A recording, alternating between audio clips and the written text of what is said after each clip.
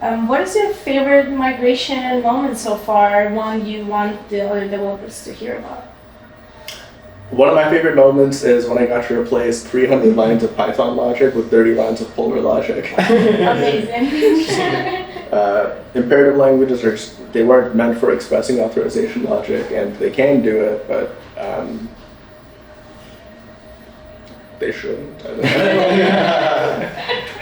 know. Polar is designed to be good at it, and it's nice to see it actually getting proven out, where the logic becomes so much easier to understand when it's written in a language that's meant for it. Yeah, I think for me it's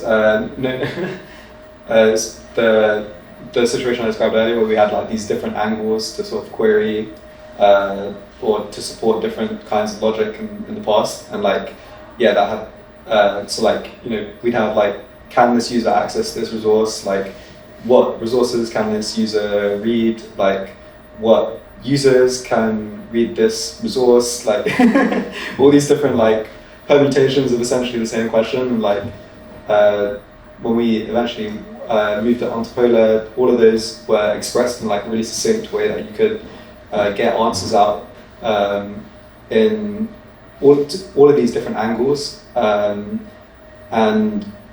as a result, in the same situation as Jay, just compress all of the old logic into the new kind of easy to understand policy.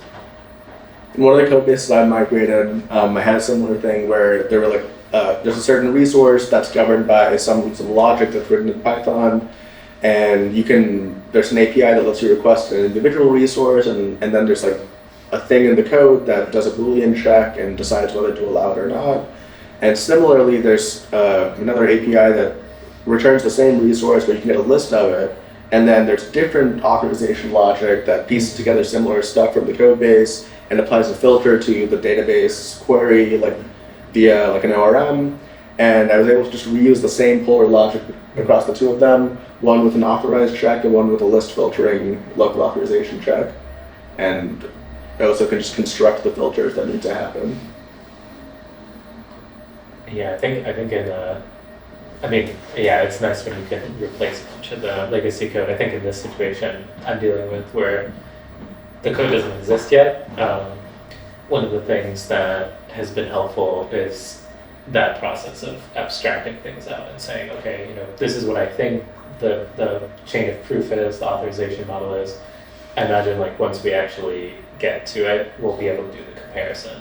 But just having something concrete to talk about, I think, as we were saying, authorization is usually just thrown on, right? It's people shouldn't have access to this. But actually abstracting it out and saying, this is what I think the model is, this is how I think we prove someone has access, just getting something concrete to put in front of people and say, is this true? Does this actually look right? That turned out to actually be pretty useful.